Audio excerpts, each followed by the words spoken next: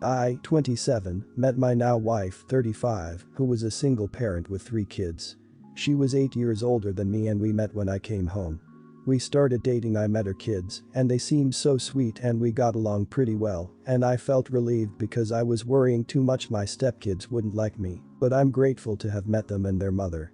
My mom went crazy when I told her. She started arguing a lot, telling me that marrying a single mother who's older than me wasn't going to happen. She got the whole family to agree with her and tried pressuring me into going out with someone from the church who's nearly the same age as me. I got fed up with this and I left after I told her no and that I was going to get married to my now wife with her without their approval. My mom casually sent me a text the next day that she and the entire family disowned me and that I will never be allowed to come home after that. Then everyone blocked me and refused to talk to me. My wife and I got married 2 months after I left home. We've now been married for 2 years and we have a 2-month-old baby girl. She's the only girl with 3 boys, so she was a sweet new addition to our family. Last week, I started receiving calls from a number that I didn't recognize till I found out it was my mom. She knew that my wife and I had a baby girl and wanted to see her, saying that my daughter is her grandbaby that she has a biological connection to. I spoke with my friend who admitted telling my family about our newborn and how the whole family was excited to meet her. My sister reached out to me after I refused to let my mom visit and told me that I was being cruel and unfair to her for not wanting her to see her grandbaby. She told me that I shouldn't forget that my daughter is family and that will never change no matter what. I got mad. I just couldn't help but get mad and argue with her because everyone sided with my mom who disowned me and told me to not come home ever again. And now they think I'd allow my mom to see my daughter because she is family to her. They tried to set up a meeting twice, but I refused. They're calling me cruel and using my daughter to get back at my mom for personal issues we had before, completely forgetting what she did to prevent me from being with my wife. Yeah, that's not a friend. I'm not sure what your relationship with them is like, but at a minimum, you need to sit them down and have a serious conversation about them not respecting your situation and crossing boundaries. And your bio mom and the rest are no longer your families. They disowned you, and sounds like you are better off without them. Document everything, including the text from when your mom disowned you. If they keep pestering you, get a restraining order. You are very much not the idiot. So family didn't matter when they disowned you, but matters now when you have a daughter. Not the idiot. Marrying someone older and with children is no reason to disown a family member, and they haven't tried to connect with you for 2 years. Their reason is purely selfish. Now there is a baby and they want to play grandparents. They aren't even offering a lame apology to try and get back in with you. Block those numbers and keep living your life.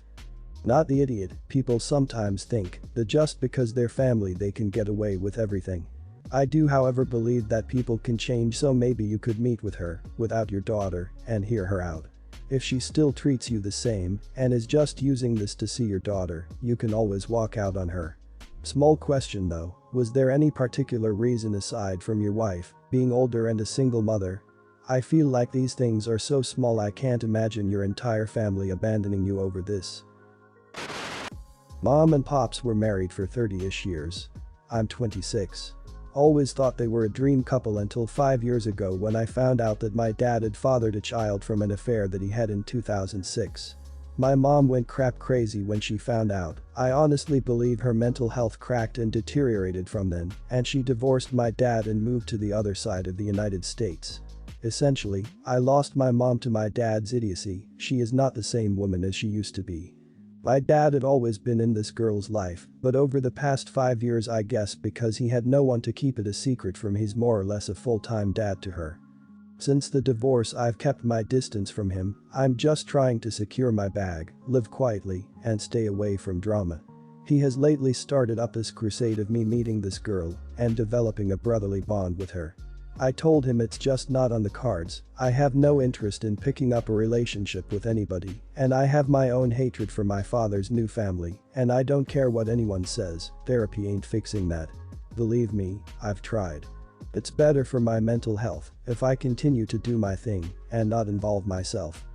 It's got to a point where everyone on my paternal side is bugging me for some sort of Christmas miracle meetup. Apparently, this girl wants to know me very much and is begging that she gets to meet me as a Christmas present.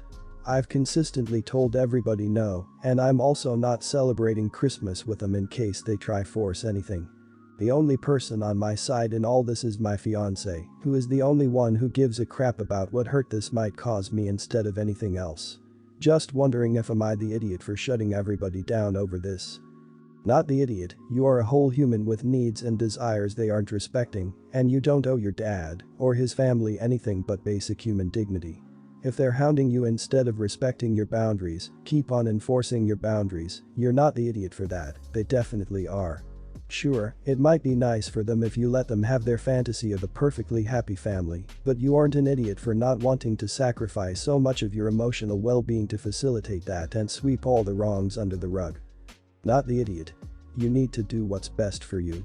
I can understand the possibility that your half-sister may be interested in connecting with her family, but that's on your dad for creating the situation in the first place, not you. I wouldn't recommend permanently closing the door as there may come a time when you do want to meet her, but until then it's okay to be clear that you're not ready. Another possibility to consider is that if your issue is mainly with your father and the woman he had an affair with, you could consider arranging to meet your half-sister away from her family. Not the idiot. The idiot being your cheater of a dad. I don't blame you for avoiding your dad or his new family. You're not an idiot for that. I don't blame the girl for wanting a relationship with you, if that's true. She's not an idiot for that. But at the same time, you have no obligation to that, and your own mental health is important. And I'll hazard a guess that if you were to develop a relationship with her, it's a roundabout way for your dad to try to rebuild a relationship with you. Messy situation. My wife and I live in a very walkable area. We were walking to lunch the other day and noticed a few reward posters for a lost cat. We were talking about the lost cat as we walked because we have a few cats and always joke about how we are crazy cat people, we are in our 30s. Well, sure enough we see this cat just sitting on the roof of a car and it looked just like the one in the reward poster. I walked up to it and it was super nice. I took a pic of it, then we walked a block back to the poster to compare.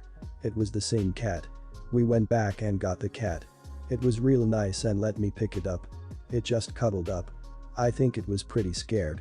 My wife called the number on the poster and they gave us their address and walked the cat 4 blocks to the house. As we were walking up the sidewalk, the kids in the house ran out and screamed in a happy way and grabbed the cat. The parents came out and thanked us for returning their cat. The mom had tears in her eyes. As they were walking back inside I said, "Oh, I noticed there was a $500 reward.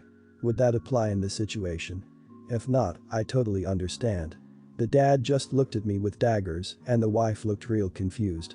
She said in a kinda condescending way, "You really want us to give you $500? I said, "I'm not trying to be awkward or anything, but you did offer a reward and we did find your cat." The dad said, "Jesus, hold on," and went inside and got $320. He comes back outside and said, "All I have is $320 cash on hand. I can get you the rest if it's really that big of a deal to you." I said, "No, that's fine," and he handed me the $320. As they walked back inside, the wife said under her breath, "I can't believe he took the money," and the husband said, "Yeah, what a jerk." They clearly said it loud enough for me to hear. My wife is totally on my side. We live in a pretty affluent area, so $500 or $320 isn't a big deal to these people. I mean, they had 2 Mercedes in their driveway, nor is that money a big deal for me. However, they did offer a reward, and we did our part. I told my friends at lunch that day and half think I was right to ask for it. The other half said I should have just done the right thing and not asked for it. Edit. My wife's and my parents think I should have just given the cat back with no reward. They think I was totally the idiot for asking for the reward. Am I the idiot? Rewards are mainly posted for people to get back their pets from people who steal pets to extort money.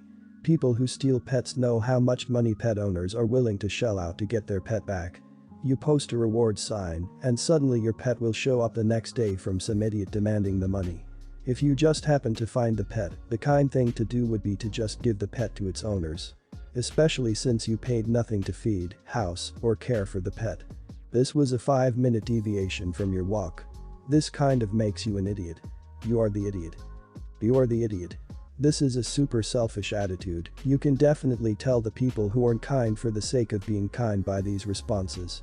It doesn't take much to give your neighbor a copy of your video of a hit and run, mail back someone's wallet, or grab a missing cat. This is a bit like a neighbor asking for a few minutes of help and offering to pay. The non-idiotish thing to do is say, "Don't worry about it," or "A cold beer will be enough." We all live together and we need someone else's help for a moment or two during our lives. The fact that there's anyone saying you are the idiot is how I know this sub is full of crap. You offer a reward, you pay a reward. They have no idea if you were in need of that money, and finding the poster cat was a blessing for you, yet they shamed you for asking for something they chose to offer. What the hell? What kind of people just offer something like money and get mad when people expect it? That makes no sense. That's like inviting someone over for dinner, and then when you sit down at the dinner table saying, "Oh, you actually expected me to give you food. You haven't already eaten." Not the idiot. This happened a while ago, no big weddings during a pandemic for me. I, 24, was the maid of honor at the wedding of my brother and his wife, my sister-in-law. While we were planning the wedding, my sister-in-law mentioned how overbearing her mom can be and how she always feels bad asking her to stop being an attention hog. I told my sister-in-law that on the wedding day, I'd take care of her, no matter what. Sure enough, mother-in-law pulls up to the wedding wearing a white dress, something my sister-in-law guessed she'd do.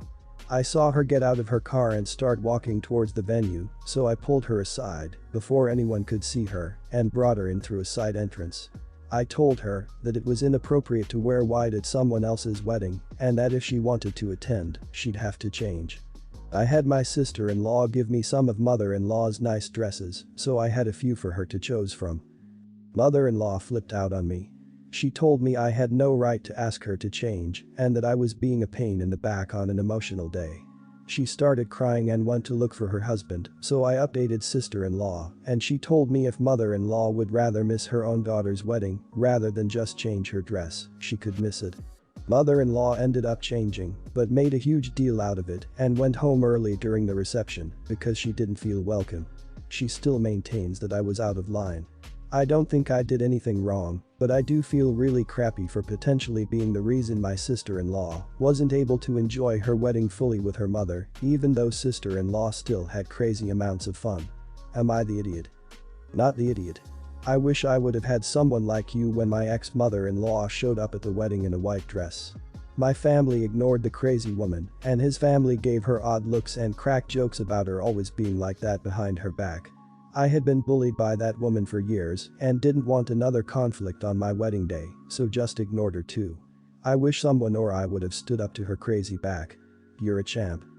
I don't understand, if you and sister-in-law already expected her to turn up in white, why didn't you ask mother-in-law before the actual wedding what she was planning to wear and that she shouldn't wear white, because to me, it sounds weird that you actually already brought dresses for mother-in-law because you expected that she'd show up in white. If you already think that far ahead, I think you could have thought about talking to mother-in-law before as well. If you did, then definitely not the idiot. If you didn't, then I'm not really sure if I think you're not the idiot. Not the idiot. Her mother is obviously a freaking nightmare and you spared her of having to deal with it on her wedding day. Hell, the fact that she had the foresight to put you on guard for a circumstance like this speaks volumes of what kind of person her mother is and how much that poor woman has already put up with. Mother-in-law wore the white dress because, consciously or not, she can't stand not being the center of attention, and it is so freaked up that she would steal her own daughter's limelight on her wedding day to assuage her ego. So we're both vegan and have been for years. Last year we got a beautiful cat who is the grandbaby neither of our parents will ever have. She's obviously an obligate carnivore and we've been feeding her kibble and wet food. Unfortunately, where she came from wasn't a very good situation and she had horrible teeth when we rescued her. It hasn't come to a point where she's painful and doesn't want to eat kibble, but if it does, wet food will just make it worse. We went on a website for raw feeding animals and bought her some chicken necks and chicken hearts. According to the vet, this should encourage her to use her teeth as they smell more appetizing than space nuggets. We've obviously been quite uncomfortable with this as it's raw meat in our otherwise vegan home, but we'd do anything for our little gremlin, so it's worth it. We've since had some friends over who were horrified when we got raw meat out and asked us if we weren't vegan, and we said that we were and still are, but that kitty is not. They're now saying we're fake vegans and that we don't care about animal welfare if we're feeding her raw meat. We don't see the issue, as these are part of a chicken that humans wouldn't eat, and we are following what our vet told us to keep our baby at optimal health. In our minds, these parts of already slaughtered animals would otherwise just be thrown away. This has created quite a bit of drama in our friend group, as some people are now accusing us of being hypocrites, while the other half say that we're just caring for our cat. Are we the idiots here? Honestly, sounds like you're doing an amazing job balancing keeping your cat healthy and happy, as well as feeding her meat sourced ethically. I'm a vegetarian and I still think you're doing the right thing. Your friends sound like they're more interested in being superior and almost gatekeeping than they are interested in your cat's health. For people saying they care about animals' well-being, they sure don't seem to care about your cats. Not the idiot. As long as your cat is an inside-only cat, then you are doing fine. I have an issue with a friend of mine who calls herself an animal rights activist and climate conservationist, but she lets her 3 cats outside to decimate bird populations and hunt for fun, not food. Giving your animal food they need that would otherwise be tossed out is not wrong. Letting your animal out into the world to kill wildlife while you pretend to be vegan would be wrong. Since you are not doing that, you are in the clear. Not the idiot. You would be a major idiot if you forced your carnivorous cat to go on a vegan diet. Those people are idiots, and so are your friends calling you a fake vegan. Thank you for taking good care of your cat and caring for animals' well-being. Correct me if I'm wrong, is a vegan's main goal typically. People that force their cats and dogs to be vegan with them are the worst kind of idiots and are complete hypocrites, as they are abusing their pets. You are doing the right thing.